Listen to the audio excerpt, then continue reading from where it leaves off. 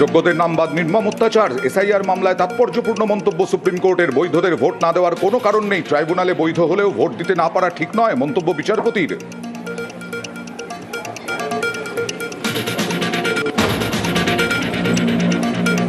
তৃণমূলের ফর্ম 6 অভিযোগে কড়া সুপ্রিম কোর্ট। 28 ফেব্রুয়ারি চূড়ান্ত তালিকার পরেও কেন ফর্ম 6 এ নতুন নাম যোগ? কমিশনকে প্রশ্ন শীর্ষ আদালতের।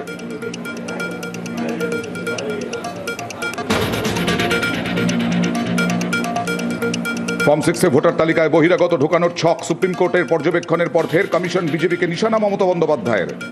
এই যে জমা করছিল বাইরের নাম 6 নম্বর ফর্ম, বাইরের আউটসাইডারদের ভোটারদের নিয়ে পদ্ম ফুলের বস্তা দিয়ে সুপ্রিম কোর্ট বলে দিয়েছে হবে না।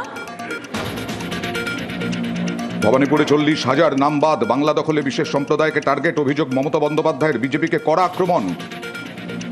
আমার ভবানীপুর কেন্দ্রেই কত বাদ।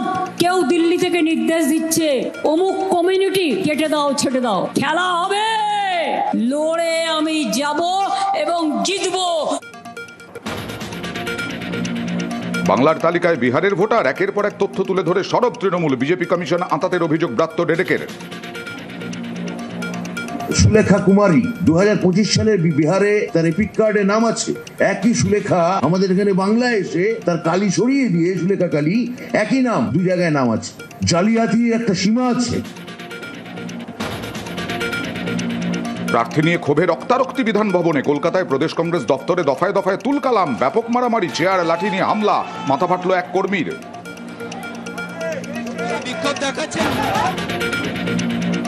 ময়নাগুড়িতে প্রার্থী বদলের পরেও পদ্মে ক্ষোভ। প্রথমে কৌশিক রায়কে টিকিট দেওয়ায় বিক্ষোভ, পরে ডালিম রায়কে দাঁড় করানোয় ফের প্রতিবাদ।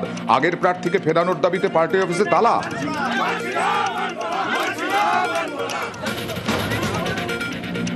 কেন্দ্রীয় বাহিনীকে শাসানি শিউড়ির বিজেপি প্রার্থীর। দলের বুথ সভাপতির বাড়ি গিয়ে হুমকি, অভিযোগ তুলে হুঁশিয়ারি জগন্নাথের। পায়ের তলায় জমি হারিয়ে হুমকি পাল্টাতো কুণালের।